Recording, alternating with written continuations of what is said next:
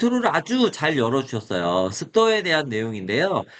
우리가 이 겨울철이 되면, 이게 가을로 넘어가게 되면 가장 피부로 느끼는 게 뭐죠? 리더님들, 다들 이렇게 생각할 수 있어요. 기온이 쌀쌀해지는 걸 느끼는구나. 이렇게 생각할 수 있는데, 그렇지 않습니다. 우리는 가장 먼저 느끼는 거는 건조해지는 걸 가장 먼저 느낍니다. 이 건조해지는 거를 느낄 때 우리는 어떤 느낌을 맨 처음에 받냐면요. 습도가 굉장히 여름철 동안 높았잖아요. 그 습도가 확 낮아지잖아요. 바람도 많이 불고 습도가 확 낮아지면서 우리는 쾌적함을 느낍니다. 어? 쾌적함은 좋은 거 아닌가요? 그렇습니다. 쾌적함이 느낌은 좋은 건데요. 습도가 낮아져야 쾌적함을 느껴요. 물론 더 낮아지면 굉장히 이제 몸이 마르면서 불편함을 느끼지만 적당한 낮은 습도는 쾌적함을 유발하기 때문에 뭔가 내가 활동하기 좋아진 느낌이다 이런 느낌이 나면 생각보다 낮은 습도에 도달했을 가능성이 매우 높습니다. 우리가 보통 이제 뒤에도 말씀드리겠지만 아주 좋은 최적 습도를 보통 40에서 60%, 이거 외우기 어려우니까 저는 이제 55로 항상 말씀드리는데 50% 이상의 습도를 유지해야 된다라고 말씀을 드리거든요. 근데 실내 습도를 50% 이상 유지를 딱 하다 보면 약간 어떤 느낌을 받을까요? 뭔가 약간 습기가 있네 이런 느낌을 받아요. 그러니까 우리가 느끼는 느낌과 실제 우리 건강을 유지해 줄 수 있는 그 습도가 같다 다르다? 다를 가능성이 굉장히 높습니다. 뿐만 아니라 습도는 어떤 점이 중요하냐면 내가 느끼는 감각과 이 느낌이 정확하지 않을 가능성이 매우 높습니다. 주변 사람들하고도 많이 다른데요. 옆에 있는 분하고도 얘기 한번 나눠보시면 굉장히 다른 느낌을 받는 경우가 많아요. 특히나 우리가 제가 이제 강의에 가서 같은 강의장에서 말씀을 드려요. 오늘 습도 어떤 것 같아요? 높다, 낮다, 적당하다 이렇게 얘기를 해보면 다들 드는 손이 똑같지가 않아요. 그런데 온도에 대한 감각은 되게 비슷하거든요. 온도가 낮다, 좀 싸늘하다, 이건 거의 비슷하게 느껴요. 그만큼 습도는 개인적으로 느끼는 감각이 아주 정확하지 않을 때도 많고 본인이 쾌적하다고 느끼는 습도가 그닥 쾌적하지 않은 상황일 수도 있다. 그렇기 때문에 결말에도 말씀드리겠지만 우리는 습도는요, 더군다나 중요한 게 반드시 수치로 체크할 수 있는 것을 가지고 있어야 돼요. 내가 있는 공간에. 아마 사무실에는 웬만한 습도기는 다 있을 거고요. 집에도 습도를 체크할 수 있는 기구들이 있을 텐데, 이게 어떠한 기구를 어떻게 쓰냐에 따라서 좀 많이 다르겠죠? 그건 뒤에 다시 말씀드리도록 하겠습니다. 제가 오늘 하루 종일 이제 약국에 있다가 약국 마무리하면서 이제 강의를 시작하는데요.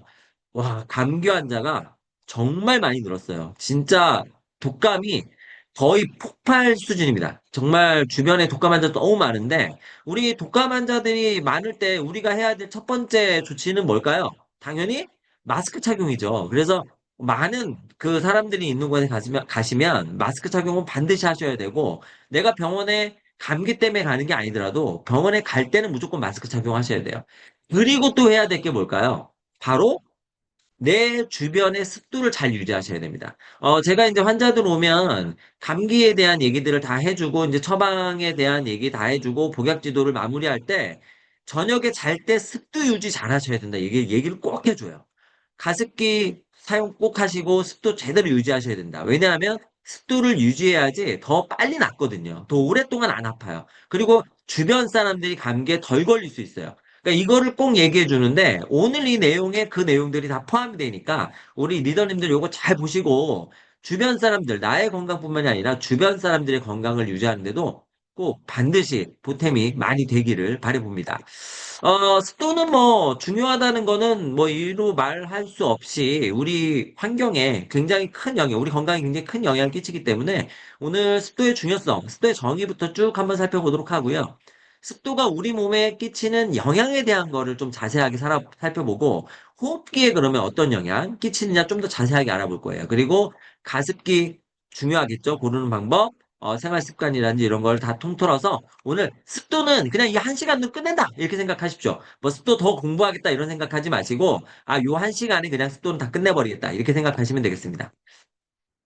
자, 일단은 습도 이렇게 얘기를 많이 하니까 우리가 습도를 되게 잘 알고 있는 것 같지만 사실 습도는 두 가지 개념은 나뉘어진다. 이렇게 좀 다시 한번 정리를 해두시면 좋을 것 같아요. 그래서 습도는 상대 습도라는 게 있고 절대 습도라는 게 있습니다. 그래서 상대 습도는 현재 온도에서 공기가 포함할 수 있는, 이 공기가 가질 수 있는 최대 수증기량에 대비해서 실제 수증기 비율이 어느 정도 되느냐, 이 정도를 이제 얘기하고 있는 거거든요. 그래서 습도가 몇 퍼센트다 이런 얘기를 하는 거는 대부분 어떤 걸 따를까요? 이 상대 습도를 따릅니다. 절대 습도는 실제로 그 안에 수증기가 얼만큼 있느냐, 딱 이걸 따지는 거예요. 그래서 대부분 절대 습도는 많이 나오진 않는데요. 우리가 이 상대 습도를 겨울철에 특히나 중요하게 생각해야 될 이유가 있습니다. 왜냐하면 상대 습도가 생각보다 굉장히 많이 변동이 되기 때문이에요. 예를 들면 온도가 낮으면요. 온도가 낮으면 상대 습도가 높아질까요? 낮아질까요? 온도가 낮으면 한번 맞춰보세요. 리더님들. 상대 습도는 온도가 낮으면 높아집니다. 그렇죠? 그러니까 상대 습도 자체예요. 상대 습도는. 그러니까 온도가 낮으면 동일한 수증기 양에 있다 하더라도 상대 습도가 높아진다는 얘기예요. 반대로 온도가 높아지면 상대 습도가 낮아지겠죠. 그래서 우리가 밖에 상대 습도, 우리가 그 기상청에서 얘기하는 습도가 탁 나올 때가 있어요. 예를 들어서 오늘 습도는 60%입니다. 그러면 굉장히 좋은 거잖아요. 60%면 와, 딱 적당한 습도네. 밖에 나갔을 때는요. 우리가 밖에 나갔을 때는 아주 적당한 습도인데 창문을 탁 열고 그래서 이 습기를 우리가 다 받아들이겠어. 그래서 안으로 공기를 다 유입했어요. 그럼 밖에 온도가 낮잖아요. 그러니까 실내 공기가 굉장히 높아질까요? 낮아질까요? 당연히 낮아지죠. 이렇게 실내 공기가 낮아지면 우리는 뭘 해요? 난방을 하죠. 그러면 문을 닫고 난방을 하는 순간 습도는 어떻게 될까요? 곤두박질 칩니다. 밖에서 충분한 수분이 들어왔다고 생각하지만, 충분한 수증기가 들어왔다고 생각하지만, 실제 안에 들어온 수증기, 우리 실내 온도에 맞는 수증기는 그닥 높지 않은 거예요. 그렇기 때문에 우리가 밖에서 아무리 좋은 높은 습도를 가지고 있다 하더라도 겨울철에는 실내 난방을 하는 순간 습도가 현저하게 떨어질 수 있겠구나, 이렇게 생각을 하셔야 됩니다. 그러면 반대로 우리가 생각을 해보면 여름철에는 어떻게 될까요? 여름철에는 습도가 그렇지 않아도 높은데 실내로 들어오면 우리가 냉방을 하잖아요. 그러니까 실내 습도가 어떻게 돼요? 더 높아질 가능성이 높아지는 거죠. 실내 공기가 차가워지면서. 때문에 이러한 경우에는 제습기를 반드시 쓰셔야 되는 거고, 겨울에는 반드시 뭘 써야 돼요? 가습기를 반드시 쓰셔야 되는 겁니다. 그래서 가습기의 중요성이 여기서 나오는 거고요. 우리가 겨울철에는 기상청에서 나오는 이 습도를 절대적으로 맹신하면 안 된다. 그렇기 때문에 실내 습도는 따로 측정을 다시 해야 된다. 이렇게 기억을 해주시면 좋겠습니다. 그렇기 때문에 상대 습도라는 게 온도에 따라서 차이가 많이 난다는 점을 반드시 기억을 해두시고, 겨울철 난방을 많이 하면 많이 할수록 뭘 많이 높여야 돼요? 가습을 많이 해줘야 한다. 어떻게든 실내 습도를 유지하기 위한 노력을 많이 해야 됩니다. 그래서 적정 습도의 범위가 일반적으로는 보통 40에서 60%라고 우리가 지정을 보통 하는데요. 그래서 저는 이게 이제 이 레인지가 길잖아요. 그러니까 외우기가 좀 힘드니까 절반을 딱 잘라. 그러면 50%잖아요. 여기에 절반을 또 잘라. 그러면은 이 10의 절반을 자르면 55%. 외우기 쉽잖아요. 오땡. 그 55% 정도가 가장 적합한 습도다 이렇게 딱 생각을 하시면 되는데 기억하기 편하게 이제 이 레인지가 보통 봄, 가을에는 55% 이렇게 생각하시면 되시고 여름철에는 실내 습도가 계속 높아질 수 있잖아요. 실내 습도가 계속 높아질 수 있으니까 실내 습도를 항상 가장 높은 레인지 그래서 60% 이하로 겨울철에는 낮아질 수 있으니까 실내 습도를 항상 40% 이상으로 이렇게 맞춰놓고 가야 된다는 거예요. 근데 우리는 조금 더 여기에다가 더 쓰자고요. 40% 쓰지 말고 55%를 유지할 수 있도록 노력을 하는 것이 매우 중요하다. 그래서 계절별로 우리가 사용해야 되는, 높여야 되는 습도의 상태가 또는 낮춰야 되는 습도의 상태가 매우 다를 수 있다는 점을 우리 리더님들은 꼭 기억을 하셔야 될 것 같습니다. 습도는 적정 습도가 중요한데 여기에 이제 낮을 때와 높을 때 상황이 좀 많이 다르잖아요. 그래서 우리가 이거를 간단하게 좀 살펴볼 텐데요. 낮을 때는 우리 인트로를 열어주시면서 아주 쉽게 얘기해 주셨어요. 건조감을 느끼니까 굉장히 괴롭죠. 그러면 우리가 마르면서 괴로움을 느끼는 데가 가장 먼저 느끼는 데가 있어요. 어디냐면 눈입니다. 그러니까 눈의 건조감이 심해지니까 눈이 굉장히 뻑뻑해지고 피로해지고 충혈되고 그리고 이게 시력도 떨어지는 것 같은 느낌이 생기고 집중도 안 되고, 심하면 두통도 생기죠. 그러니까 이러한 것들이 전부 다 눈이 건조해지기 때문이고요.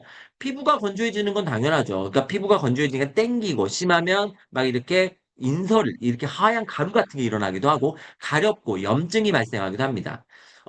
바깥에 드러나 있는 거는 눈점막이나 이러한 피부겠지만, 안에 들어가 있는 것들은요, 호흡기 점막들이 있어요. 우리가 코 안에 있는 점막들, 기관지에 있는 점막들, 입안에 보면 구강 안쪽에 보면은 편도라든지 이러한 점막들이 전체적으로 있잖아요. 이러한 점막들이 마르면서 건조되면서 기능이 현저하게 떨어지고 이 기능이 떨어지게 되면서 결국은 면역에 관련된 부분까지도 이어지게 된다는 겁니다.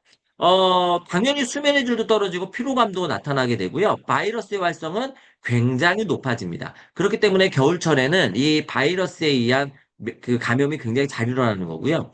먼지 발생이라든지 이런 것도 굉장히 많아지겠죠. 그래서 알레르기 질환도 생각보다 많아요. 우리가 진먼지 진드기라든지 이러한 것들도 이 겨울철에 많이 일어나는 거는 이 건조 때문에 나타나는 경우가 굉장히 많습니다. 그래서 겨울철에는요, 이 습도가 낮아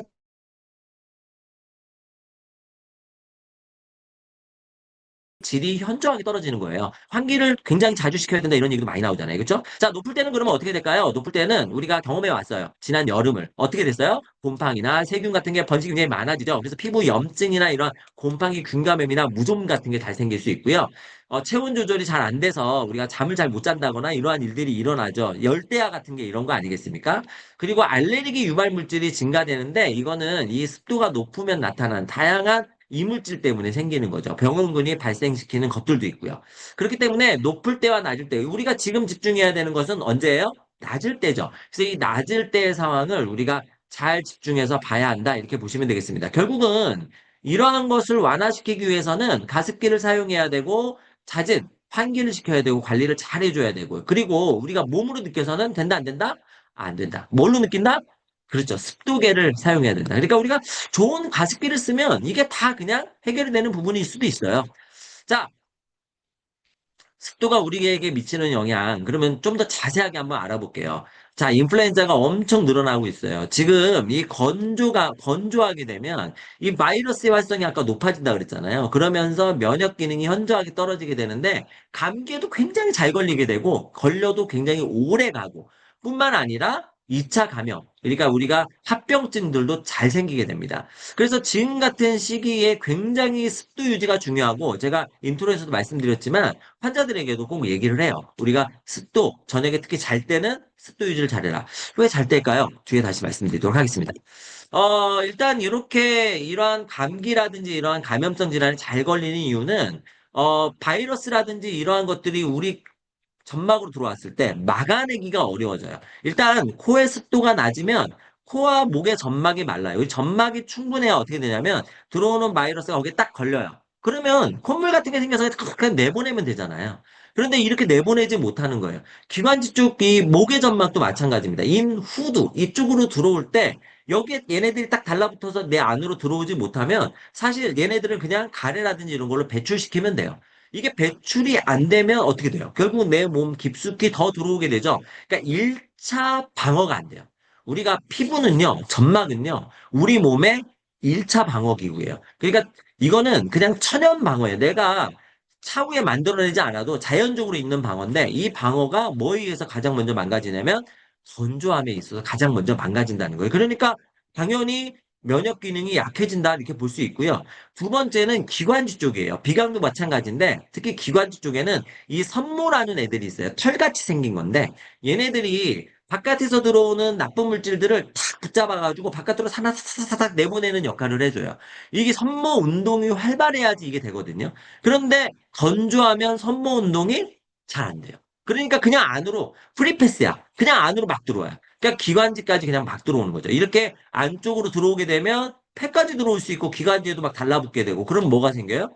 그러면 호흡기 질환이 그냥 생기는 거예요. 그러니까 이렇게 면역 기능에 절대적인 영향을 끼치게 된다라는 점을 우리 꼭 기억해야 됩니다. 이거는 제가 그냥 말씀드리는 게 아니라 정말 다양한 논문 등을 통해서 온도라든지 습도에 의해서 우리가 다양하게 이 섬모 운동이 현저하게 떨어진다라고 하는 것들이 이미 많이 연구되어 있고 밝혀져 있어요. 그래서 이러한 것을 높이기 위해서 습도를 유지해야 되고 우리가 그 다음에 뭐 해야 돼요? 수분 섭취 잘해야죠. 그러니까 미네랄이 풍부하게 들어있는 수분 섭취를 잘하는 거. 안쪽에서도 보충, 바깥쪽에서도 보충. 그러니까 겨울에는 적절한 수분 섭취가 매우 중요하게 될 겁니다. 어쨌든 이렇게 낮은 습도가 되게 되면 결국은 이러한 여러 가지 영향으로 인해서 바이러스의 저항력이 현저하게 떨어진다는 거예요. 지금 나와 있는 내용은 인플루엔자 A 바이러스, 요즘 엄청 유행이잖아요. 인플루엔자 A 바이러스에 노출을 그냥 시킨 거예요. 노출을 시켰을 때, 다른 거 아무것도 안 하고요. 20%하고 50% 습도를 유지했을 때 보면 체중 감소가 50%, 20% 낮은 습도를 유지하고 있는 마우스들, 쥐들에게는 현저하게 떨어지더라. 이게 우리가 아플 때 체중이 주는 거는 굉장히 예후가 안 좋은 거예요. 아플 때는 체중이 줄면 안 돼요. 내가 그만큼 내가 많이 그 손실이 되고 있다는 뜻이에요. 그 체중 유지를 하고 있다는 건 그만큼 잘 버틴다는 뜻입니다. 그래서 지금 보면은 굉장히 오랫동안 잘 버틴다는 걸 알 수 있고 이거는 서바이벌. 이 쥐들이 살아있는 것을 통해서 알 수 있는데 여기 보면 20%는 다 죽었어요. 시간이 지나면. 그런데 50%는 절반만 죽었죠. 아무것도 약을 쓰지 않았으니까 사실은 당연히 죽기 쉽습니다. 이 인플루엔자 바이러스 굉장히 무섭잖아요. 그런데 절반밖에 안 죽었어. 다른 걸 아무것도 안 했어. 뭐만 했어요? 습도만 맞춰줬어요. 그러니까 결국 요즘 독감에 우리가 건강에 좋은 비타민 C 먹고 아연 먹고 막 할 수 있잖아요. 그런데 이걸 빼놓고 하면 뭐가 되는 거예요? 이걸 빼놓고 하면 탓 없는 단팥빵이 되는 거예요. 그러니까 우리가 습도 유지를 안 하면 안 되는 거예요. 우리 환경 조성이 굉장히 중요한 겁니다. 쥐만 그럴까요? 아니에요. 이걸 보세요. 하나는 산이고 하나는 골이에요. 이게 산과 골이 딱 접으면 어떻게 되겠어요? 딱 접히겠죠. 이게 뭐냐면 하나는 사막률이고 다른 하나는 뭐냐면 그 습도예요. 습도가 낮아지면 사망률이 엄청 높아진다. 뭐에 의해서? 인플루엔자 확산에 의해서 사망률을 높인다고 하는 아주 굉장히 큰 대단위의 연구 결과입니다. 그러니까 습도가 낮으면 결국은 안 된다는 뜻이에요. 우리가 특히 요즘 같은 시절에 정말 습도 관리를 잘해야 되는 겁니다. 요즘 같은 시절 진짜 포인트죠. 이거보다 이제 더 뭐 지나가면 그때도 중요하겠지만 지금이 굉장히 중요한 시기라고 생각할 수 있습니다. 그 옆에 있는 표는요, 이게 단체 생활에도 습도가 매우 중요하다는 뜻이에요. 단체 생활을 하고 있는 군인 막사에, 상기도 감염, 즉, 감기가 유발된 정도를 보니까 습도가 정상적으로 잘 유지되고 있는, 좋은 습도를 유지하고 있는 곳보다 낮은 습도를 유지하고 있는 곳이 훨씬 더 상기도 감염이 많이 걸리더라. 즉, 감기에 잘 걸리더라. 이런 뜻이에요. 그러니까 우리가 단체 생활을 하고 있는 사무실이나 특히 학생들 있잖아요. 요즘에 또 이제 좀 있으면 이제 수능 끝나는데 막판 피니시 하는 친구들, 그리고 수능 끝나고 나면 이제 2학년 애들이 또 3학년 이제 시작하잖아요. 이런 애들이 다 어디에서 해요? 같이 공부하는 그 장소에 모여서 같이 하잖아요. 여기서 같이 할 때 습도가 낮게 유지가 되면 한 사람이 바이러스 그냥 뿜어내면 바이러스가 다 번질 수 있다는 거예요. 그러니까 우리가 그 같이 동시에 있는 이러한 공간을 우리가 같이 있을 때는 뭘 체크해야 되냐면 온도 체크도 중요하지만 습도를 잘 유지하고 있는지 우리가 반드시 체크해 줘야 되고 제가 그래서 이 강의 때 꼭 말씀을 드려요. 여름철에는 우리 친구들이 가장 피해야 되는 장소가 어디냐면 에어컨 옆이죠. 에어컨 옆에는 피해야 돼요. 바로 직방으로 쐬게 되면 냉기에 손상되니까요. 겨울철에는 어디 위주로 가야 되냐면 가습기 있는 위주로 가야 돼요. 우리가 이제 이런 공부를 하는 스터디룸이나 이런 데가 가습기를 사용을 하는데 가습기가 아주 막 좋은 가습기를 쓰진 않잖아요. 이 좋은 가습기와 좋지 않은 가습기의 가장 큰 차이점은 얼마나 멀리 이 물 분자를 비산시켜 주느냐예요. 이 비산을 잘 시켜줘야 좋은 가습기, 그죠? 그런데 좋지 않은 가습기는 근처는 축축한데 멀리는 아주 안 좋아요. 그래서 근처에 있어야 그나마 습도 유지하는 곳에 있을 수 있기 때문에 가습기 근처에 있는 게 매우 중요한 부분이기도 합니다. 그거는 나중에 이제 학습하고도 연관되니까요. 뒤에 다시 말씀드리도록 할 겁니다. 그래서 감기에 덜 걸리려면 이렇게 습도 유지가 잘 돼야 됩니다. 그래서 이 실제로 이러한 연구들은 되게 많은데요. 우리가 온도라든지 뭐 바람, 그다음에 습도라든지 이런 거에 의해서 우리 호흡기 전반이 굉장히 크게 영향을 받는다 이렇게 보고 있고 특히나 습도는 여러 가지 알레르기 반응이나 이러한 것들 특히 점막의 건강에 굉장히 크게 연관되어 있다는 것은 이미 많은 생리학적인 이런 연구들을 통해서 밝혀져 있습니다. 그러니까 이거는 의심할 여지가 없어요. 감기에 걸리지 않으려면 적절한 습도를 유지해야 된다. 이거는 뭐 우리가 미처 이거 반드시 생각하셔야 됩니다. 그리고 이제 이 그림은 아마 굉장히 보기 싫으실 건데 피부는 습도가 낮으면 진짜 폭삭 늙죠. 이게 건조한 곳에 좀 있다 보면 얼굴이 딱 태가 나잖아요. 이게 금방 태가 나는 좀 신기하지 않아요? 이 피부가 금방 그렇게 습기에 반응한다. 이 바깥에 있는 외부 습도에도 반응하고 물만 며칠 안 먹어봐요. 역시 마찬가지로 굉장히 피부가 포석포석해져요. 그러니까 우리 몸은 정말 굉장히 습도에 예민합니다. 왜냐하면 우리 세포는요, 물에 빠져 있는 애들이에요. 세포 안에도 물이 들어있고 세포 밖에도 물이 항상 돌아다녀야 되잖아요. 그래야 건강하거든요. 그래야 여러 가지 노폐물도 주고받고 여러 가지 영양소도 주고받습니다. 그렇기 때문에 우리 물이 그만큼 중요한 거예요. 자, 이 연구는 실제 20명의 지원자를 대상으로 습도 70%좀 높은 상태죠. 그리고 40% 우리가 엔드라인이라고 그랬어요. 여기에 30분간 노출시켰을 때 상태를 봤어요. 실제 피부 상태를. 30분이잖아요, 30분. 그러니까 이게 정말 아주 금방이잖아요, 금방. 이렇게 짧은 시간인데 어떻게 됐을까요? 요게 이제 잔주름이거든요. 아, 잔주름이 낮은 습도에서 엄청 늘어납니다. 와, 진짜 이거 너무하지 않나요? 그러니까 우리가 정말 습도 있는 데를 찾아다녀야 돼요. 습도 있는 데를 찾아다녀야 되고, 우리 그 유명 연예인 중에 한 분이 이런 얘기 했어요. 자기는 차에 타면, 우리 흔하게 딱 타면 가장 먼저 시동 걸면서 트는 게 뭐예요? 지금 계절에는 히터, 그리고 엉덩이 따뜻하게 군불 딱 되잖아요. 그거 안 한다는 거예요. 특히나 히터는 절대 안 튼다. 그리고 여름철에도 에어컨은 안 튼다. 왜냐하면 직방으로 오니까요. 이게 그 연예인은 그렇게 하는 이유가 내 피부 관리 때문이다. 이렇게 한 거예요. 근데 이게 실제로 이렇다는 거예요. 잔주름이 30분 만에 확 늘어난다는 거죠. 그리고 이거는요, 뭐냐면, 그 수분을 보유하고 있는 정도예요. 이거는 뭐 형편없이 줄어듭니다. 그러니까 이만큼 줄어들기 때문에 그렇고, 이거는 뭐냐면 탄성이에요, 탄력성. 우리가 피부 탄력성 좋으라고 엄청 많이 뭐 먹잖아요. 그런데 이게 30분만 건조한 곳에 딱 노출시키면 탄력이 휙 떨어진다는 거예요. 와, 진짜 슬프죠? 그러니까 이게 습도가 얼마나 피부에 중요한지는 우리가 보습 크림을 열심히 바르는 것만큼 굉장히 중요한 거예요. 만약에 내가 건조한 곳에 가면 어떻게 되겠어요? 계속 발라야 돼요. 보습 크림을 내 피부가 뺏어가지 않도록 보습 크림을 계속 발라야 됩니다. 이렇게 습도는 피부 노화의 주범이고 이 공기 중의 습도를 유지하기 위해서 노력을 많이 해야 되지만 또 먹는 것도 굉장히 중요해요. 물 보충 많이 해야 되고 세라마이드, 오메가3, 비타민C 다 알고 계시죠? 이 이너뷰티. 이너뷰티를 위한 제품들도 정말 꾸준하게 보충하는 것도 매우 중요할 수 있습니다. 그 외에도 우리가 미처 생각하지 못했던 것들을 좀 살펴볼 건데요. 습도가 우리 몸에 영향을 미치는 것 중에 하나가 뭐냐면 수면이에요. 보통 1번과 2번은 습도가 높으면 잠 못 잔다. 이건 우리가 너무 잘 알고 있어요. 경험하잖아요. 열대야로. 그런데요, 습도가 낮아도 잠을 못 잔다는 거예요. 왜냐하면 습도가 낮으면 수면 중에 각성을 늘린다는 거예요. 우리가 이거는 딱 명확하게 나와 있는 것은 아닌데, 제가 이거는 이렇게 말씀을 보통 드려요. 잠을 잘 때 우리가 만약에 건조한 환경이라고 생각해 보세요. 그럼 코안이 마를까요? 안 마를까요? 코안이 마르죠. 그러면 공기의 흐름이 느려질까요? 빨라질까요? 말라 있으니까 뭔가 빨리 들어갈 것 같지만 그렇지 않습니다. 비강이 건조하면요. 공기 흐름이 굉장히 떨어져요. 공기 흐름이 나빠진다는 거예요. 그래서 입을 벌리고 숨을 쉬게 돼 있어요. 그럼 입도 마르겠죠. 이렇게 이 입이나 코가 바짝 마르면 어떻게 될까요? 굉장히 불편해져요. 그럼 잠에서 깨는 거예요. 또 한 가지는 뭐냐면 눈이에요.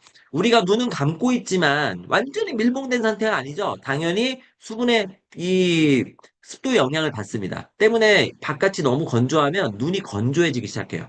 자, 눈이 건조하면 문제는 램수면입니다. 램수면에 가면요, 눈이 굉장히 빨리 움직여요. 램수면이 이 안구가 돈다는 그런 뜻이거든요. 그런데 건조해봐요. 마찰이 어마어마하게 생기죠. 마찰이 어마어마하게 생기니까 눈이 굉장히 뻑뻑하고 일어나면 눈이 굉장히 뻑뻑하고 아픕니다. 제가 저희 그 건조기를 여름철에 이제 썼는데 건조기는 잠깐 잠깐 틀다 말잖아요. 건조기 계속 틀어놓으면 안 되는데 제가 실수로 건조기를 밤새 틀어놨어요. 밤새. 와, 아침에 일어났는데 진짜 눈이 와, 진짜 빠질 것 같은 거예요. 눈곱 맡기고. 정말 엄청나게 힘들었습니다. 잠도 당연히 선잠 많이 자고요. 수면의 질도 현저하게 떨어졌죠. 그렇기 때문에 우리가 건조한 거는요, 잠을 잘 못 자요. 우리가 잠을 잘 못 자면 성장 호르몬 분비가 안 되잖아요. 그러면 아이들에게는 성장의 문제가 생기고 어른들에게는 회복의 문제가 생깁니다. 성장 호르몬은 결국은 내 몸을 리페어하는 건데 리페어가 잘 안 되죠. 감기 걸렸다? 리페어가 안 되면 어떻게 돼요? 당연히 잘 안 낫겠죠. 그러니까 이 수면에도 영향을 많이 끼치는 우리가 이 공기의 습도 유지 얼마나 중요한지 모릅니다. 뿐만 아니라 이거는 진짜 인체를 대상으로 또 실험한 거니까 우리가 반드시 기억해둬야 될 텐데요.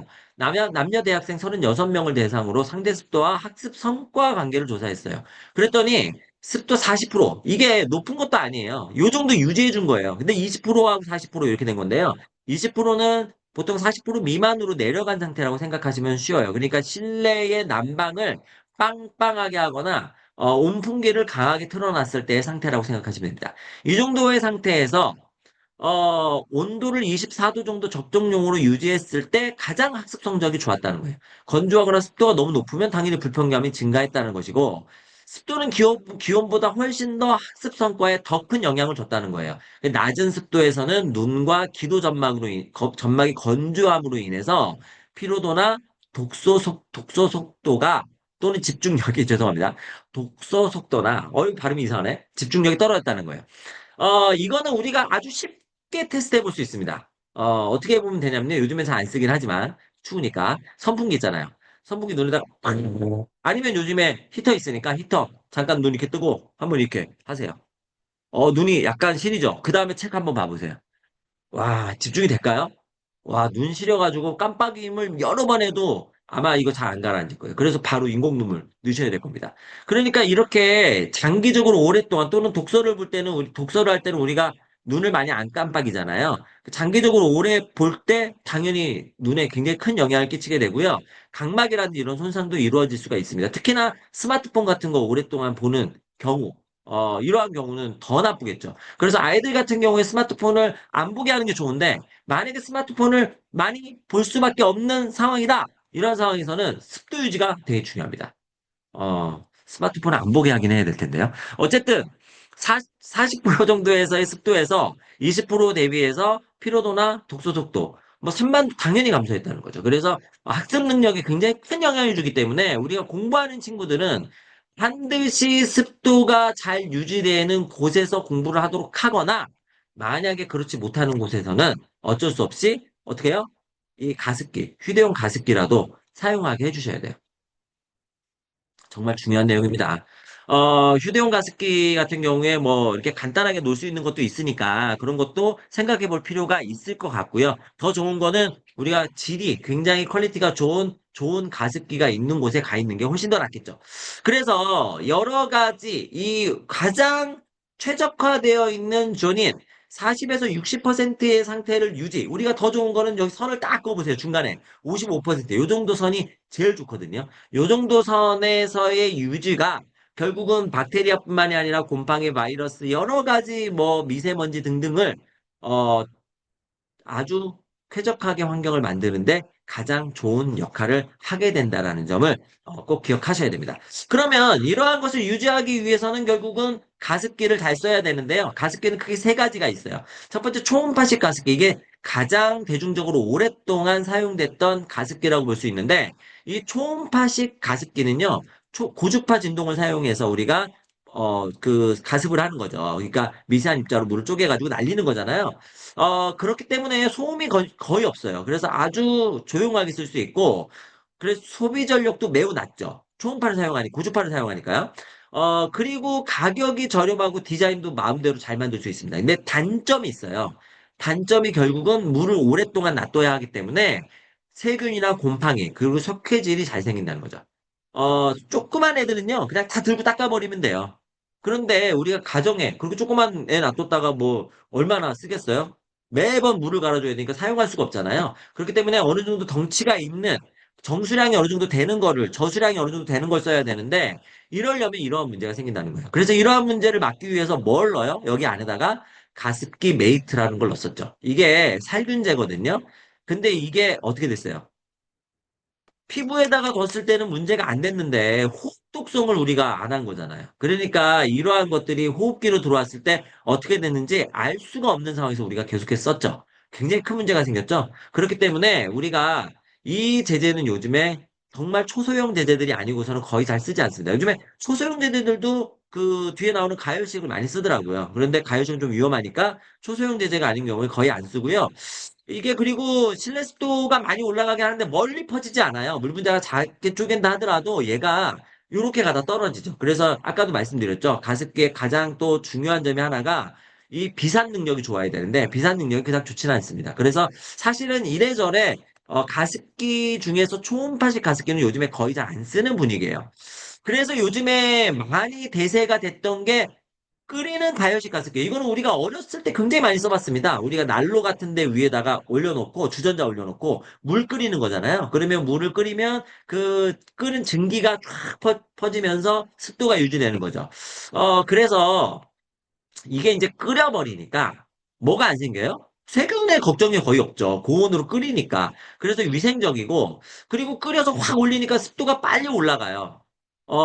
그렇기 때문에 이러한 장점이 있는데, 단점이 있어요. 단점은, 일단은 소모량이 크죠. 뭐, 당연히 그럴 수 있고, 그리고 이 제품에 따라서는 소리가 시끄러워요.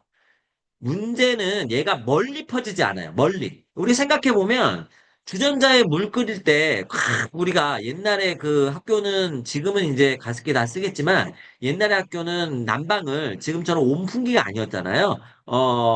제 때만 해도 그 갈탄이라고요. 이거 이해하시는 우리 리더님들은 연식이 좀 되신 겁니다. 갈탄이라고 해서 진짜 불에 태워가지고 하는 그러한 난로를 썼거든요. 이 난로를 쓰니까 이게 굉장히 건조해지잖아요. 뜨거워지고. 그러니까 그 위에다가 주전자를 놔두고 계속해서 물을 끓였단 말이에요. 그러니까 물을 끓이니까 주변은 엄청 습해요. 주변은. 물이 이렇게 끓어서 가니까. 그런데 이 끝에 있는 애들은 엄청 건조해요. 막 책받침 같은 거 하면 막 이렇게 들러붙고 막 그쵸. 머리 막 이렇게 산발되고. 그래서 그걸 막고자 어떻게 하냐면 쉬는 시간마다 바닥에다가 물을 어떻게 해요? 계속 뿌려요. 계속 뿌려가지고 습도를 맞추기 위해서 노력을 했죠.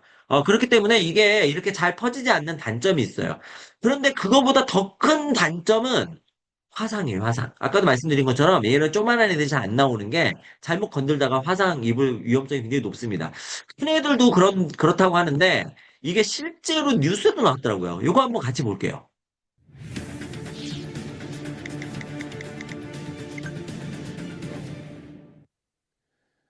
가습기에서 갑자기 뜨거운 물이 솟구쳐 나와서 하마터면 아이들이 크게 다칠 뻔했다는 제보가 왔습니다. 물을 끓여서 수증기를 뿜어내는 가열식 가습기였는데 어떻게 된 일인지 그 제보 내용을 신정은 기자가 취재했습니다. 어린 아이가 잠든 잘 방에서 들어보세요. 갑자기 큰 폭발음이 울려 와, 퍼집니다. 소리 들렸어요? 문 닫고 밖에 놀란 있는데. 아이가 몸을 비틀고 부모도 깜짝 놀라 들어옵니다. 와, 수건 6장을 쓰고도 닦이지 않을 만큼의 뜨거운 물이 가습기에서 이게 지금 흘러 넘친 겁니다. 최신식 근데 가습기잖아요. 애기가 막 울고 있고 변기 일으키고 있고 물은 계속 철철철철 넘치고 있고 콘센트에도 타닥거리면서 스파크 튀고 있었고 얼마나 위험합니까? 그쵸? 비슷한 일은 이게 또 있었습니다. 2살 아이를 또 둔 나옵니다. 집에서 가습기를 산 지 2주 만 네. 이런 식의 그 위험성이 있는 거예요. 그러니까 최신식이라 해서 위험성이 없다는 게 아니죠. 그러려면 위험하지 않은 초음파식을 써야 되느냐? 그거는 또 위생 문제가 굉장히 걸리죠. 그래서 이제 요즘 최신에 나오고 있는 게 이 기화식 가습기입니다. 이 기화식 가습기는요, 물을 적신 필터를 요 필터를 통과한 공기를 팬이 이렇게 밀어내는 거예요. 그러니까 말 그대로 기화식이라 자연 증발식이에요. 자연 증발식이기 때문에 이 가습량이 조절도 굉장히 잘 되고 세균 번식, 필터를 통과하기 때문에 세균 번식 위험이 굉장히 낮고 그리고 과습 위험이 없습니다. 앞에 있었던 그 가열식 가습기의 경우에는 물을 끓여서 계속 올리니까 과습이 될 가능성이 있어요. 우리가 과습도 굉장히 나쁜데요. 습도가 낮은 것도 문제지만 높은 것도 문제잖아요. 그래서 55%, 40에서 60%를 딱 유지해주면 좋은데 과습되면 훨씬 더 또 안 좋아질 수 있는 거예요. 그렇기 때문에 과습의 위험성이 없다라는 거. 전기 소모도 적고 장시간 운전해도 되고 그리고 이것도 시끄럽지가 않죠. 시끄럽지가 않기 때문에 굉장히 좋습니다. 그리고 물방울이 굉장히 얘가 기화식이기 때문에 굉장히 멀리까지 가요. 이게 멀리까지 가기 때문에 아무래도, 네, 우리가 한 군데다 놔둔다 하더라도 전체를, 물론 뭐 집안 전체를 다 하기는 어렵겠죠. 집안 전체를 하려면 한 두 대 이상이 필요할 수도 있겠지만, 어쨌든 굉장히 넓은 영역을 가습할 수 있다는 장점이 있죠. 그리고 중간중간에 물이 맺힌다고 하는 일은 불가능하죠. 거의 없죠. 단점은 필터.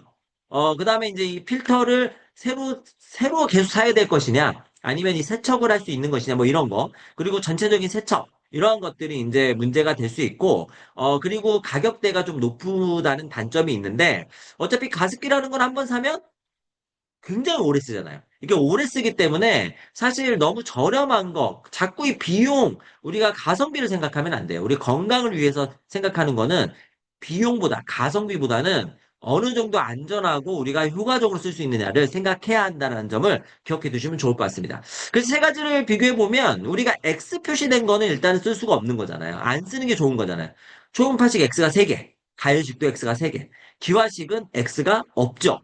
물론 여기에 이제 비용 이렇게 하면 X가 하나 들어갈 수도 있겠지만 우리가 비용은 뺀다고 치면 그런 부분에서 기화식이 건강 목적으로 사용할 때는 굉장히 효과적으로 쓸 수 있는 우리의 가습기다 이렇게 생각을 해주시면 좋을 것 같습니다.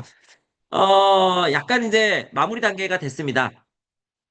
습도 관리를 위해서 여러 가지 이제 생활 습관을 좀 바꿔주시는 것도 매우 중요할 수 있겠는데요. 특히나 건조한 겨울철이 되면서 우리가 환기 잘 시켜줘야 되고, 이거는 환기는 사실은 이 습도의 맞춤보다는, 습도 맞춤보다는 실내 공기 질도 굉장히 큰 영향이에요. 그래서 얘가 환기를 안 시켜주면 진짜 우리 겨울철 실내 공기는요, 최악입니다. 최악.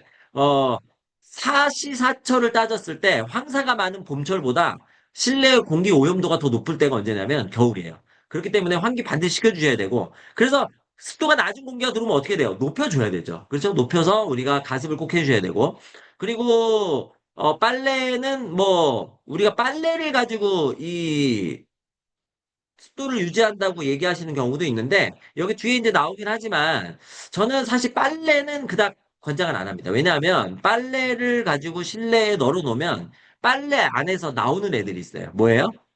완전히 제거되지 않은 세제들이 나오겠죠. 그렇기 때문에 빨래는 실외 건조를 하는 게 굉장히 좋습니다. 그래서 빨래에 있는 물로 습도를 맞추려고 생각 안 하시는 게 좋을 것 같다. 계절별로 약간 좀 달리 생각하셔야 되고, 빨래 실내 건조는 여기에 실내 건조는 우리가 세제가 안 묻어 있는 애들만 한정한다. 이렇게 생각하시면 좋을 것 같아요. 그리고 자연 습도. 우리가 식물 키우는 것도 매우 좋죠. 그리고 물그릇, 젖은 수건도 매우 좋습니다. 그래서 사실 수건 같은 경우는 제가 많이 권장하는 편이에요. 왜냐하면 물만 묻혀서 널어놓으면 되기 때문에 아침 일어나면 진짜 바짝바짝 말라있죠. 겨울철에는. 그게 그만큼 습도가 엄청 낮다는 거거든요. 그리고 기화형 가습기를 우리가 사용하는 것이 매우 좋겠다. 습도계를 활용해야 된다. 내 몸에 있는 감각을 믿지 마라. 습도는. 다시 한번 말씀드리지만 습도는 정말 사람마다 느끼는 게 다 다릅니다. 그렇기 때문에 내가 느끼는 습도가 맞다 생각하시면 안 되고요. 내가 인간 습도계야. 이런 생각 갖지 마시고, 습도는 습도계를 가지고 측정해라. 그러니까 우리가 그 가습기에는 다 습도계가 붙어 있기 때문에 굉장히 쉽게 측정할 수 있고요. 만약에 사무실 같은 곳이라면 습도계 굉장히 싸요. 습도계 같은 거 하나 갖다 놓고 유지해 주시는 게 좋을 것 같다. 그리고 급격한 변화에 주의할 필요가 있다. 적정 습도는 우리가 반드시 생각해 보실 필요가 있겠습니다. 결국 40에서 60% 우리가 55% 기억하자고 말씀을 드렸고요. 50% 이상은 좀 유지해 주시는 게 좋습니다. 겨울철에도. 호흡기와 피부 건강이 필수다. 그리고 뭐 여러 가지 환경적인 문제도 당연히 중요하겠고요. 그다음에 학습이라든지 수면에도 매우 중요하다. 제가 이제 마무리 지으면서 한 가지 더 말씀을 드리면 가습기는 계속 틀어놓는 거다. 특히 잘 때 틀어놓는 게 매우 중요하다 말씀을 드리는데 우리가 잘 때는 잘 못 느끼잖아요. 그걸 느껴서 깨일 정도면 이미 굉장히 심한 것까지 간 거예요. 그러니까 잘 못 느끼기 때문에 내가 느끼기 전에 행동하기가 어렵습니다. 깨어있을 때는 입이 마르거나 건조하면 어떻게 해요? 물 마시죠. 피부가 건조한 것 같으면 어떻게 해요? 보습제 바를 수 있죠. 눈이 건조하면 안약 넣으면 되잖아요. 그죠?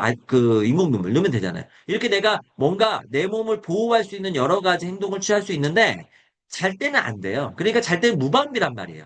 그러니까 잘 때는 더군다나 가습기를 꼭 틀어놓고 자야 돼요. 그래서 습도가 일정하게 유지될 수 있도록 하고, 이렇게 유지됨으로 인해서 내가 건강할 수 있도록 하는 것이 매우 중요하고요.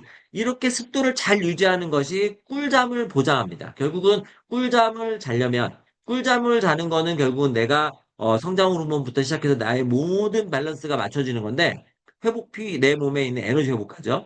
그런데 내가 잠을 못 자면 이게 다 안 되잖아요. 그러니까 잠을 굉장히 잘 잘 수 있는 거. 우리가 멜로토닌만 생각하지 마시고, 이렇게 습도도 반드시 기억해 주셔야 된다는 점까지 마무리 짓겠습니다.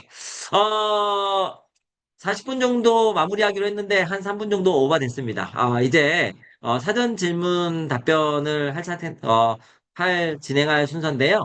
일단은 몇 가지가 강의 중에 다 나온 거라 그것만 그 몇 가지는 좀 이렇게 중복해서 얘기는 안 해도 될 것 같아요. 이게 지금 사전 질문인데 첫 번째 좋은 가습기 고르는 방법 아까 말씀드렸죠. 일단은 돈 따지지 마시고 돈도 따지긴 해야 될 텐데요. 너무 돈만 따지지 마시고 물 분자가 고루 잘 갈 수 있도록 되어 있느냐. 그래서 멀리 비산할 수 있느냐를 알아봐 주시고, 두 번째, 무거운 물 분자가 생기지 않도록 하느냐. 그럼 주변에 다 떨어질 테니까요. 그래, 두 번째. 그리고 세 번째, 안전하냐. 그래서 무슨 세균이나 바이러스 또는 여러 가지 석회질이 생기는 위험성이 있는지, 또는 뭐 가열 가습기처럼 뭔가 폭발의 위험이 있는지, 이러한 것들이 아닌 거, 이러한 것들을 체크하셔가지고 고르시는 것이 가장 좋은 방법이다. 이렇게 말씀드릴 수 있겠습니다.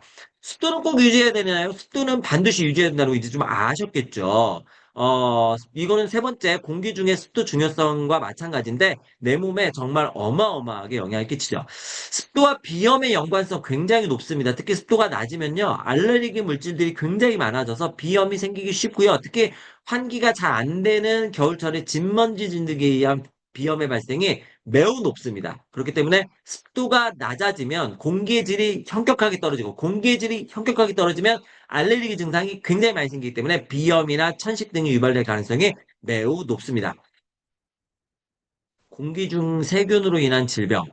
공기 중 세균으로 인한 질병은 세균이 떠다녀서 생기는 질병은 그리 흔하진 않습니다. 대부분 바이러스에 의한 것들이 많고요. 세균에 의한 거는 호흡기 질환 중에서 예를 들어서 연쇄상 구균이라든지 이런 것들이 떠다닐 수도 있거든요. 특히 그 폐렴 구균이라든지 이런 건 균인데 호흡기 질환을 일으킬 수 있거나 염증 반응을 일으킬 수 있는 내 몸에 있는 균 감염을 일으켜서 여러 가지 호흡기 감염을 일으킬 수 있는 이러한 균들이 있죠. 이러한 균들이 질병을 일으킬 수 있습니다. 그래서 대부분 호흡기 감염증들이 많습니다. 일반적으로 공기 중에 있는 세균을 위한 질병은요. 그보다 바이러스가 훨씬 더 많겠죠.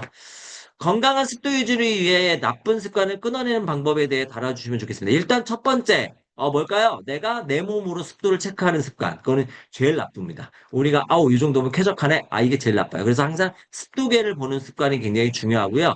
두 번째, 요거는 제가 생각을 많이 안 해봤는데, 가습기를 사용하지 않는 습관도 굉장히 나쁜 습관 중에 하나일 것 같아요. 그렇죠? 그래서 항상 그 공기청정기 우리가 사용하듯이 가습기를 지속적으로 사용한다.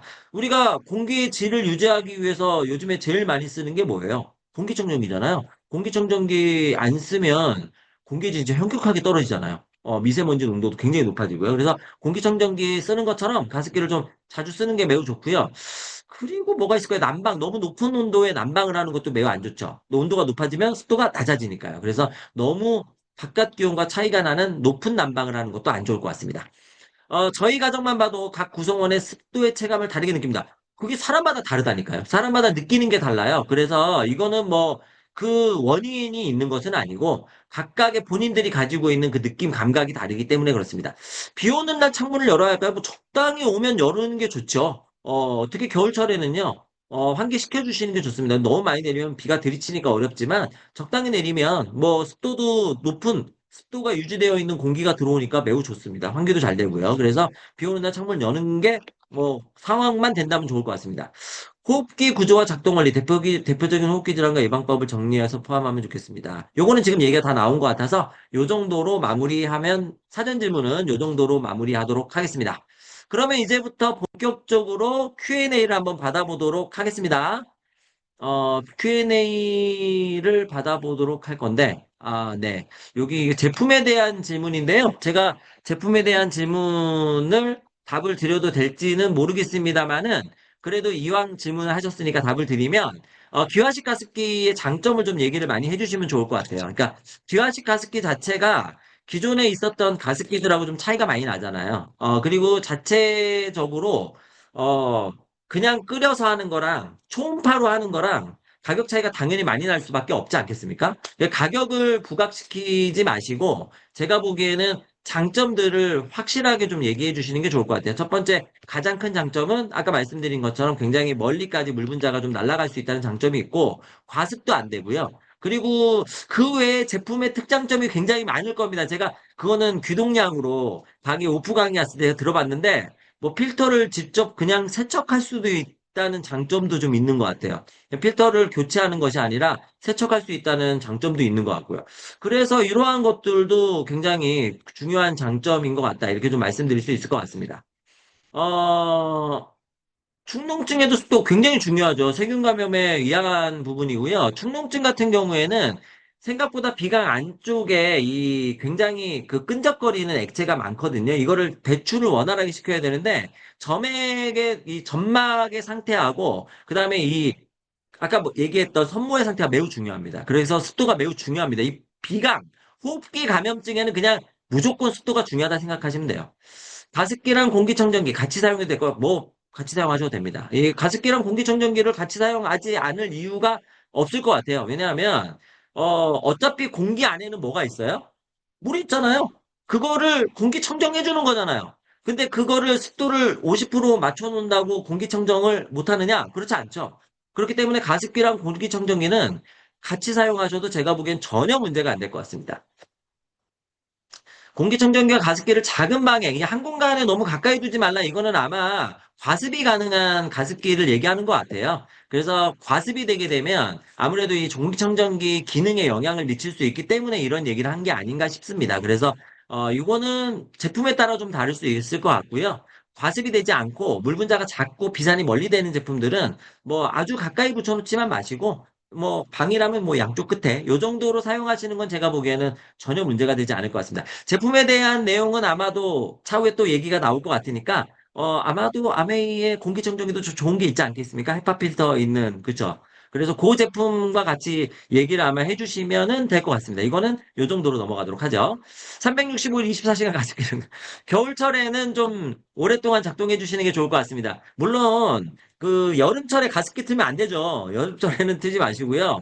겨울철에는 건조할 때는 틀어주시는 게 좋을 것 같아요. 복합식 가습기, 이거 정확하게 어떤 제품을 말씀하시는지 제 체크가 조금 안 되는데요. 요거는 혹시나 여기 그 센터에서 좀 아시는 부분이 있으시면 자료를 조금 주시면 좋을 것 같습니다. 제가 정리한 내용은 가열식, 초음파식, 그 다음에 기화식 가습기인데요. 요거 말고 다른 점이 조금 있는 것 같아요. 요거는 제가 지금 바로 답변을 드리긴 조금 어려울 것 같아요. 요건 패스하도록 하겠습니다. 겨울철에도 집안 습도가 60% 이상 나오는 집은 겨울철에도 집안 습도 60%가 나온다고요? 어떻게 해요? 어떻게 나오죠? 난방을 아예 안 하시나요? 60% 이상 나오면 안 하셔도 되죠. 근데 이게 60% 이상 나오면요, 이거는 뭘 하셔야 돼요? 제습기를 쓰셔야 돼요. 60% 이상 나오면 곰팡이 많이 늘잖아요. 그래서 60% 이하로 내리라고 말씀드렸죠. 55%, 50에서 55% 사이에요. 그러니까 60% 이상 나오면 이거는 굉장히 습한 집이죠. 그러니까 이러한 경우에는 가습기가 아니라 제습기를 쓰셔야 됩니다. 겨울이라도. 세척을 어떻게 하는 게 가장 좋을까요? 어떤 세척이요? 가습기요? 요거는 정확한 주어를 적어주시면 좋을 것 같습니다. 후비루에 도움이 될까요? 후비루도 도움이 될 것 같아요. 왜냐하면 후비루도 결국은 점막 건강이 약해 생기거든요. 점액 분비 때문에, 과분비 때문에 생겨서 점액 분비의 과분비에도 문제가 좀 될 수 있어요. 그러니까 후비루에도 호흡기 건강에는 가습기는 다 도움이 된다고 보시면 될 것 같습니다. 수돗물 사용하는 것이 좋다고 하는데, 귀화시키도 그럴까요? 수돗물. 이 제품이 필터가 있잖아요. 그러면 수돗물을 사용해도 문제는 없을 것 같아요. 일반적으로 수돗물 같은 경우에 이제 그 석회라든지 이런 게 좀 많이 걸러져 있는 상태이기 때문에 수돗물을 쓰는 게 좋다 이렇게 얘기하시는 부분이 있는 것 같은데요. 수돗물이 무조건 좋다고 보기는 좀 어렵죠. 그냥 사용해도 무난하다 이렇게 생각하시면 될 것 같고, 어, 이왕이면 정수된 물이 훨씬 더 좋지 않겠습니까? 가습기는. 그런데 너무 많이 써야 되니까 그렇게 쓸 때는 수돗물을 사용해도 무방하다. 아까도 말씀드린 것처럼 필터가 있기 때문에 필터가 있는 거는 조금 더 도움이 될 것 같습니다. 수돗물을 사용해도 괜찮을 것 같습니다. 제가 말을 굉장히 빨리 했죠. 갑자기, 입이 마릅니다.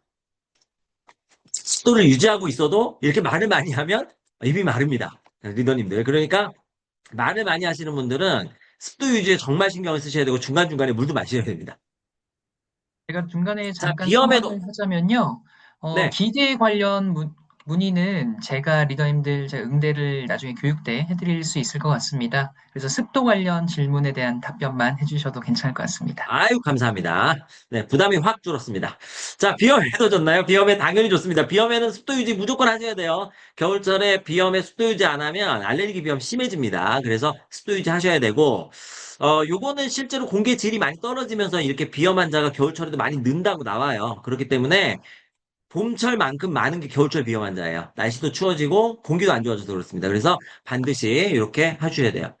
기화식 가습기 사용 시 냄새가 난다. 이건 제품의 문제인 것 같습니다. 천식에도 도움이 될 것 같죠? 당연히 천식에도 도움이 됩니다. 사계절 내내 써야 되나요? 느낌으로 안 써도 아니에요. 사계절 내내 아니고요. 건조해지는 계절 집중해서 쓰시면 됩니다. 언제냐? 가을 넘어가면서부터 겨울, 그리고 초봄까지 저는 추천합니다. 봄부터는 이제 그 습도가 잘 유지가 되는 경우가 많아요. 그냥 문만 열어놔도 습도가 유지가 잘 되기 때문에 그때는 공기청정기 열심히 쓰시면 되시고, 1년 중에 가을철과 초봄까지는 그래도 계속 좀 틀어놓으시는 게 좋을 것 같습니다. 요거는 오늘 내용하고는 조금 안 맞는 것 같아요. 코피. 요거는 다음에 기회가 되면 제가 영양소 꼭 추천해 드리도록 하겠습니다. 집안 습도가 60에서 70% 나오는 집이고 아까 나왔던 얘기인 것 같고요. 폐섬유증 있으신 분, 가습 유지하라고 하잖아요. 이거는 병원에서 그렇게 얘기할 텐데요. 폐섬유증 있는 경우에는 가습기를 쓰지 말라고 하는 게 뭐냐면 저거 가습기예요. 그 초음파식 가습기. 그래서 그 가습기 중에서도 그 유해 물질이 나올 수 있는 가습기 절대 못 쓰게 하죠. 그리고 그 물이 그 잘 깨끗하게 유지가 안 되는, 그래서 이 물이 깨끗하게 유지가 안 되는 경우에는 못 쓰게 해요. 그런데 잘 생각해 보시면 이런 분들이 병원에 입원하면은요, 병원에 가습기가 있을까요, 없을까요? 당연히 있죠. 그러니까 폐 쪽에 문제가 있는 경우에는 이 습도에 굉장히 깨끗한 질을 유지할 수 있는 가습기를 써주시는 게 굉장히 중요합니다. 그래서 초음파식 가습기는 절대 안 되고요. 그래서 그런 거를 아마 얘기하는 걸 겁니다. 그러니까 병원에서 못 쓰게 하는 경우가 있긴 하거든요. 그런 거를 아마 얘기하는 거라고 말씀드릴 수 있겠습니다. 습도가 평균보다 적은 쪽과 높은 쪽 어느 쪽이 안 좋아? 와우, 둘 다 안 좋습니다. 중간이 좋습니다. 평균보다 적은 쪽도 안 좋고 높은 쪽도 안 좋아요. 그러니까 적정 습도를 유지하는 게 좋습니다. 그렇죠. 수족관 있으면 습도가 더 높게 올라가요. 그래서 아까 얘기한 것처럼 뭐 그 수생 식물을 키우신다거나 하는 경우에 습도가 올라가기 때문에 이러한 경우에는 습도가 너무 높을 때 제습기 쓰셔야 됩니다. 참고하시고요. 필터가 오염되는 이유는 요거는 제가 패스하도록 하겠습니다. 이건 제가 말씀드릴 건 아닐 것 같고요. 초음파식, 가열식, 복합식, 요것도 가열식이 들어가 있으니까 마찬가지입니다. 그래서 이건 아마 가열식으로 물을 끓여서 뭔가 그 오염물질, 그 균들을 제거한다 이런 얘기를 하는 것 같은데, 주의사항은 마찬가지예요. 그 가열식이 들어있는 경우엔 결국은, 안전의 위험성이 있을 수밖에 없습니다. 비염에 공기청정기나 가습기 잘 쓰면, 아주 도움이 됩니다. 특히 공기청정기 꼭 쓰셔야 돼요. 아시죠? 비염에 공기청정기 안 쓰시면 안 되고, 가습기는 가을부터 초봄까지 꼭 쓰셔야 됩니다. 밤에 자는 동안 습도가 오르는데 입 벌리고 자는 게 습도가 내리는데. 습도가 떨어지는데 입 벌리고 자는 게 영향을 많이 끼쳐요. 그래서 건조해지면 코가 건조해지고, 이 호흡이 떨어지면은 그때부터, 입을 벌리기 시작합니다. 입을 벌리고 자는 게 코 때문인지도 여쭤봐도 될까요? 코 때문인 경우가 제일 많아요. 입을 벌리고 자는 건요. 코가 삐뚤어지는 경우도 굉장히 많고요. 코골이도 굉장히 많고요. 이게 코가 막히는 거잖아요. 그런 것도 많습니다. 가습기 높이는 어느 정도? 높이까지는 제가 뭐라 모르겠습니다. 높이는 적정 높이가 아닐까요? 일반적으로 보통 무릎에서 허리 높이 정도 되는 것 같은데요. 그 정도, 왜 물통 크기가 있으니까요. 그 정도 높이가 될 것 같습니다. 어, 네. 아버지 경관식중. 이게 저거 말씀하시는 거다. 네. 자, 어, 질문이 없나요? 습도계. 습도계는 그냥 가습기에 있는 거 쓰십시오. 습도계는요, 문구점에 많고요. 가습기 있는 거 사용하시면 되고, 집에 있는 거는. 만약에 어디 사무실에 놓으실 거면 문구점 같은 데 많이 있습니다. 어, 질문이 어느 정도 이제 마무리가 좀 된 것 같습니다. 그래도 이제 5분 정도 남았으니까, 맞아, 이제 마무리를 좀 해드리도록 하겠습니다. 그래도 많은 우리 리더님들께서 도움이 되셨다니까 너무 뿌듯하고요. 제가 이제 직문직답이기 때문에 중간에 하나, 두 개 대답을 못 해드린 부분이 좀 있는데, 그거는 좀 죄송스럽게 생각하고, 다음에는 또 100% 응답을 다 드릴 수 있도록 노력해 보도록 하겠습니다. 그걸 떠나서 제가 이제 마지막으로 좀 말씀드리고 싶은 게, 우리 가습기 얘기 계속 하잖아요. 가습기 얘기 계속 하는데, 겨울철에 실내 습도만큼 중요한 게 아까도 몇 번 말씀드렸지만 실내 공기예요.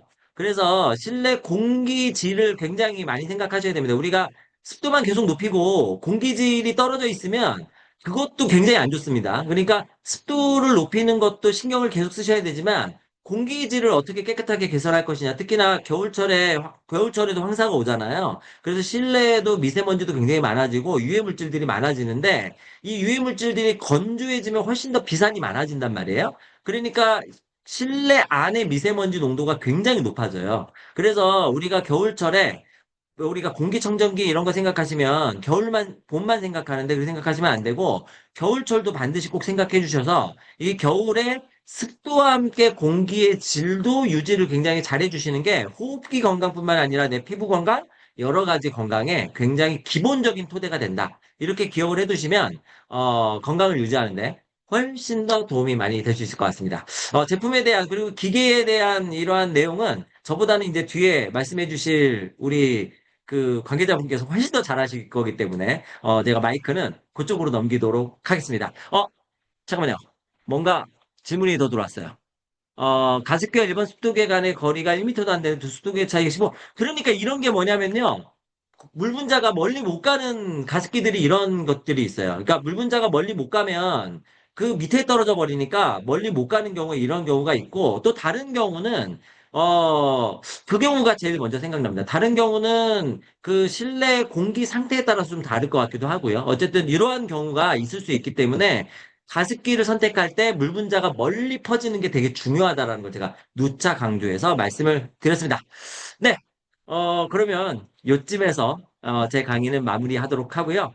습도에 대해서 잘 알고 잘 정의하고 그리고 건강에 잘 활용할 수 있도록 도움이 되셨기를 바라면서 강의를 마치도록 하겠습니다. 감사합니다.